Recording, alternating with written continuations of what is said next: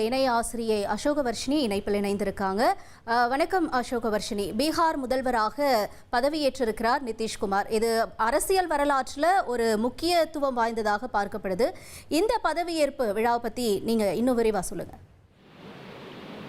அஞ்சலி, இது அவர் பீகாருடைய longest standing chief minister அப்படின்னு சொல்ற மாதிரி பீகாருடைய வரலாற்றிலேயே மிக அதிக காலம் முதலமைச்சராக இருந்திருக்கக்கூடியவர் திரு நிதிஷ்குமார் அவர்கள் தான். நம்முடைய ரமேஷ் கூட அழகா சொன்னது போல யார் ஜெயிச்சாலும் முதலமைச்சர் என்னவோ நிதிஷ்குமார் தான் அப்படிங்கிற ரீதியில தான் கிட்டத்தட்ட கடந்த ஒரு 20 ஆண்டுகளுக்கு மேலாக நிலைமை இருக்கிறது அப்படின்றது பார்க்கிறோம். 10வது முறையாக அவர் முதலமைச்சராக இன்று பதவியேற்கிறார் அப்படிங்கிறது குறிப்பிடத்தக்க ஒரு விஷயம்.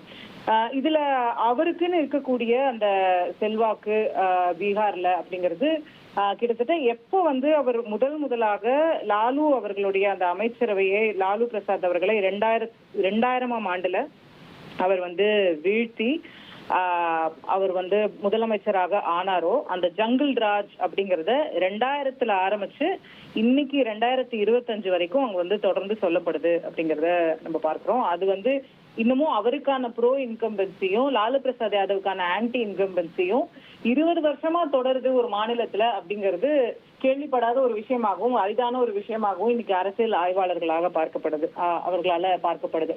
அதை தாண்டி இன்றைக்கு அவர் முதலமைச்சர் ஆகக்கூடியதுடைய மற்ற முக்கியத்துவங்கள் அப்படின்னு பார்த்தா, இந்த பதவியேற்பு விழாவுக்கு பிரதமர் நரேந்திர மோடியில இருந்து, அமித்ஷால இருந்து, மற்ற பாஜக ஆளும் மாநிலங்களுடைய முதலமைச்சர்கள்ல இருந்து அத்தனை பேரும் ஆஜரா இருக்கிறாங்க, அட்டெண்டன்ஸ் போட்டிருக்காங்கன்றதை பார்த்திருக்கோம். இன்றைக்கு இதற்கு முன்னால் நிதிஷ்குமார் பதவியேற்றதை விட இன்றைக்கு அவர் பதவியேற்பதற்கான ஒரு கூடுதல் முக்கியத்துவம் என்ன இருக்குன்னா, இன்னைக்கு நிதிஷ்குமார் இல்லாம மத்தியில ஆட்சி இல்லை அப்படிங்கிற நிலைமையும் ஏற்பட்டிருக்கிறது.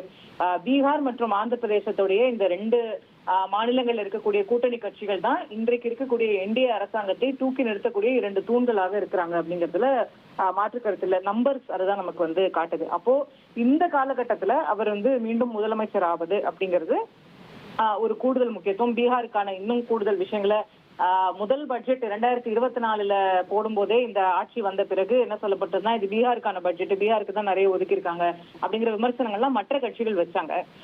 அந்த மாதிரி இப்போ அவர் முதலமைச்சர் ஆகக்கூடிய காலகட்டத்துல பிரதமர் நரேந்திர மோடி அடிக்கடி சொல்லக்கூடிய அந்த டபுள் இன்ஜின் சர்க்காரை பயன்படுத்தி அவர் இன்னும் பீகாருக்கு நிறைய விஷயங்களை பெற்றுக்கொள்ள முடியும் அப்படிங்கிற ஒரு நிலையும் அங்க பார்க்கப்படுது.